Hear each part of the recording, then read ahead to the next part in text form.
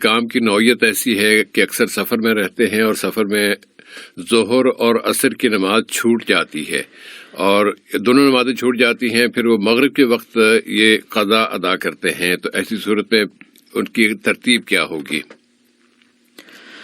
جس سے بھائی اس میں کئی باتیں ہیں۔ پہلی بات تو یہ ہے جو سورۃ النساء کے اندر آیت 103 میں اللہ تعالیٰ کا جو حکم ہے ان الصلاۃ کانت علی المؤمنین کتابا موقوتا، کہ نماز جو ہے مومنین کے اوپر وقت مقررہ کے ساتھ فرض کی گئی۔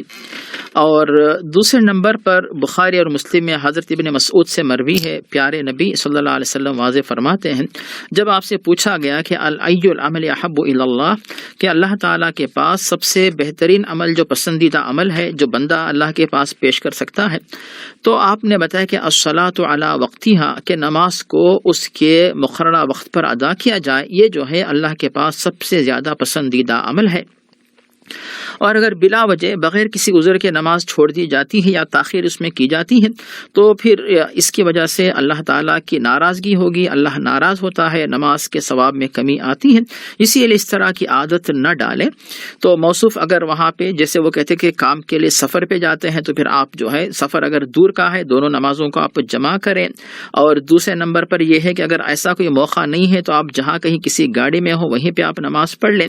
تو اس طرح کوئی نہ کوئی راستہ نکال کے آپ نمازوں کو وقت مقررہ پہ ادا کریں۔ نماز کا وقت نکلنے تک آپ جو ہے نمازوں کو نہ ٹالیں، جس کی وجہ سے پھر ثواب ملے گا نہیں ملے گا پھر کیا ہوگا یہ تو اللہ تعالیٰ ہی بہتر جانتا ہے۔ اسی لیے یہ عادت نہ ڈالیں، یہ طریقہ آپ نہ اپنائیں۔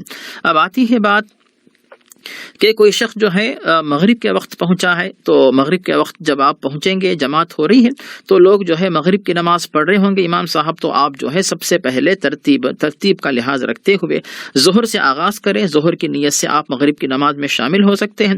وہ لوگ جو ہے جو جماعت ہوگی وہ مغرب پڑھتے ہوں گے، وہ لوگ آپ جو ہے ظہر کی نیت سے شامل ہو کر امام صاحب سلام پھیرنے کے بعد ایک اور رکعت آپ بڑھا لیں تاکہ ظہر کی نماز 4 رکعت ہو جائے گی۔ اس کے بعد پھر عصر پڑھیں گے، اس کے بعد پھر مغرب آپ پڑھیں گے۔ تو اب یہ تو ترتیب ہو گئی، لیکن اگر آپ جو ہے اس طرح امام کے پیچھے نہ پڑھنا چاہیں، اس دن اگر جماعت ایک دن چھوٹ جائے لیکن ترتیب برقرار رہے گی، اس کا خیال کرتے ہوئے اگر آپ الگ سے پڑھیں تو پہلے ظہر پھر بعد میں عصر پھر اس کے بعد مغرب کی نماز ادا کریں۔ لیکن ظہر عصر کی نمازوں کو اس طرح سورج غروب ہونے کے بعد ادا کرنا یہ گناہ کبیرہ ہے، یہ جائز نہیں۔ کوئی نہ کوئی راستہ نکالے لیکن ہر نماز اپنے وقت پہ ادا کریں۔